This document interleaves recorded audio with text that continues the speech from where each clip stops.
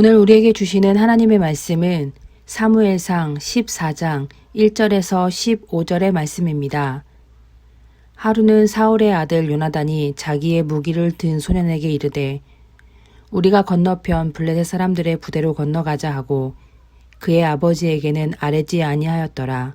사울이 기브와 변들이 미그론에 있는 석류나무 아래에 머물렀고 함께한 백성은 600명 가량이며 아히야의 에봇을 입고 거기에 있었으니 그는 이가봇의 형제 아입두의 아들이요 비느하스의 손자요 실로에서 여호와의 제사장이 되었던 엘리의 증손이었더라. 백성은 요나단이 간주를 알지 못하니라. 요나단이 블레셋 사람들에게로 건너가려 하는 어기 사이에 이쪽에는 험한 바위가 있고 저쪽에도 험한 바위가 있는데 하나의 이름은 보세스요 하나의 이름은 세네라. 한 바위는 북쪽에서 믹마스 앞에 일어섰고 하나는 남쪽에서 게바 앞에 일어섰더라. 요나단이 자기의 무기를 든 소년에게 이르되 우리가 이 할례 받지 않은 자들에게로 건너가자. 여호와께서 우리를 위하여 일하실까 하노라. 여호와의 구원은 사람이 많고 적음에 달리지 아니하였느니라. 무기를 든 자가 그에게 이르되 당신의 마음에 있는 대로 다 행하여 앞서가소서. 내가 당신과 마음을 같이하여 따르리이다.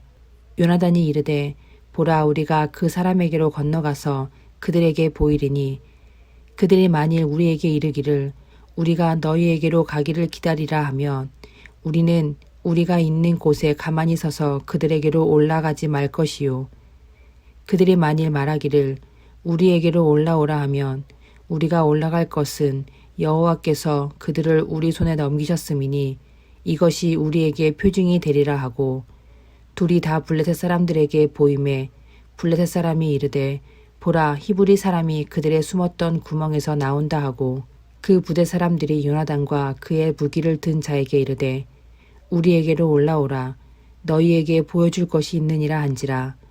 요나단이 자기의 무기를 든 자에게 이르되 나를 따라 올라오라 여호와께서 그들을 이스라엘 손에 넘기셨느니라 하고 요나단이 손발로 기어 올라갔고 그 무기를 든 자도 따랐더라. 블레셋 사람들이 요나단 앞에서 엎드려지매 무기를 든 자가 따라가며 죽였으니 요나단과 그 무기를 든 자가 반나절 가리 땅 안에서 처음으로 쳐 죽인 자가 20명 가량이라.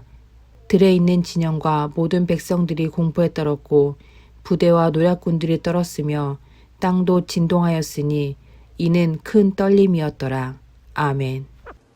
사울왕은 블레셋과의 전쟁에 나섰는데 그의 군대는 600명 정도밖에 모이지 못했습니다. 자신이 직접 제사까지 집전하며 백성들의 마음을 모으려 했지만 상황은 나아지지 않았고 오히려 백성들은 더 흩어졌습니다. 사울왕은 불과 600명의 군사로 전쟁을 치러야 하는 상황을 맞았습니다. 사울왕의 아들 요나단은 자신의 부하 한 명을 데리고 블레셋 진영 쪽으로 나아갑니다. 그러곤 이해하기 힘든 소리를 합니다. 자신들이 블레셋 군대 앞에 갔을 때 그들이 내려온다 하면 우리는 물러나고 그들이 올라오라 하면 쳐들어간다고 정합니다. 단 2명뿐인데 적들이 내려온들 올라오라 한들 유리할 것이 없습니다. 그럼에도 적들의 대답을 통해 승패를 가르시는 하나님의 뜻을 구하기로 합니다. 보기에 따라 이러한 요나단의 판단은 무모한 용기 또는 어리석은 객기처럼 보일 수 있습니다. 하지만 이는 객기가 아니었습니다. 요나단의 절박함이었습니다. 군사의 숫자는 전쟁의 승패를 가르는 절대적 요소 중의 하나입니다. 그러나 지금 이스라엘 군대는 600명 밖에 없습니다. 모두가 다 진다고 생각하고 있고 소망이 없었습니다. 그 가운데 요나단은 단 2명으로 적진을 향해 나서며 이렇게 말합니다. 여호와의 구원은 사람이 많고 적음에 달리지 아니하였느니라. 이 전쟁은 물러설 수 없는 전쟁이고 꼭 승리가 필요했습니다. 요나단은 자신의 생명을 하나님께 맡기고 승리의 마중물이 되기 위해 나선 것입니다. 적들이 어떻게 말하든 그것은 중요하지 않았습니다. 요나단은 적들에게 돌격하기 위해 콜링이 필요했고 기다리기보단 돌진하는 것을 택했습니다. 그것을 하나님의 콜링으로 받아들였습니다. 오늘날 우리 기독교인들도 요나단과 비슷한 전쟁을 치르고 있습니다. 중과부적으로 패배할 것 같은 전쟁에 나선 이스라엘 군대와 같습니다.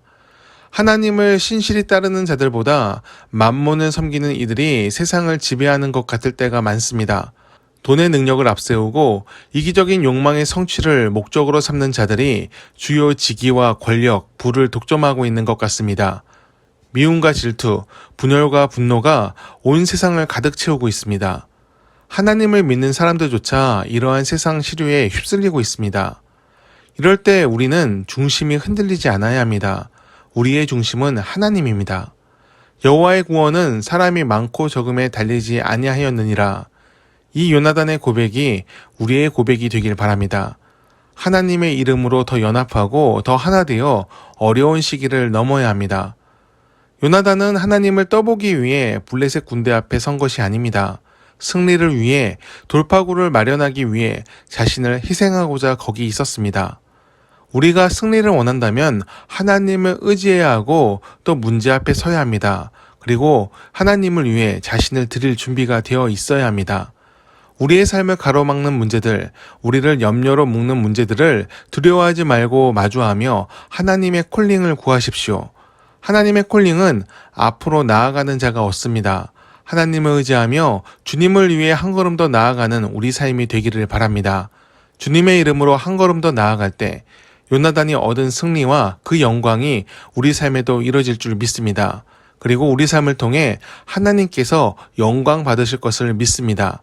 주님과 함께 오늘을 사는 우리 모두가 되기를 축원합니다. 기도하겠습니다.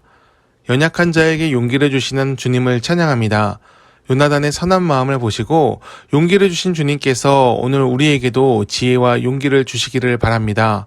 세상에 휩쓸리지 않고 마음을 지키며 주의 뜻을 이룰 방법을 알려주십시오. 근심과 염려에 쌓여 오늘을 살지 않게 하시고 소망과 은혜로 승리를 얻는 삶이 되게 하옵소서. 하나님께서 쓰시는 사람이 되어 주의 영광과 은혜를 나타내게 하옵소서. 예수님의 이름으로 기도드립니다. 아멘.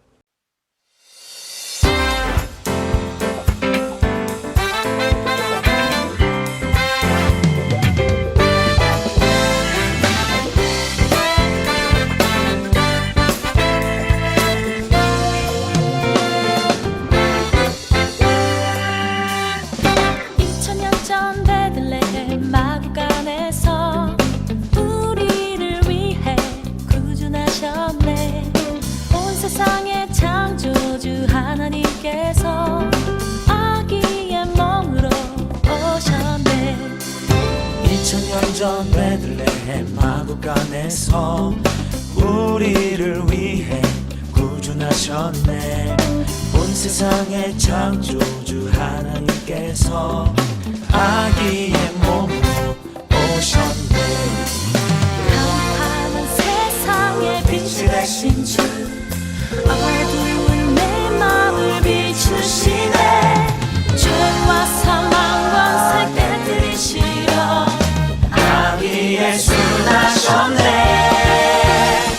할렐루야 할렐루야 왕 대신 구세주 찬양해. 할렐루야 할렐루야 영원한 왕으로 임하신 주 엎드려 경배해.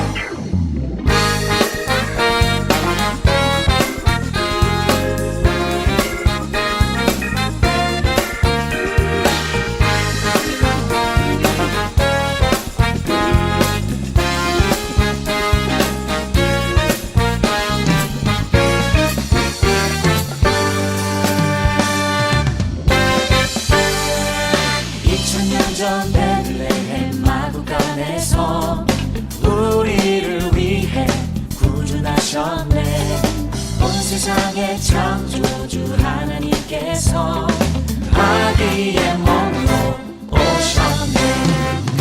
깜깜한 세상의 빛이 되신 주, 어두운 내 맘을 비추시네. 죄와 사망과 세계 들이시려 아기 예수 나셨네.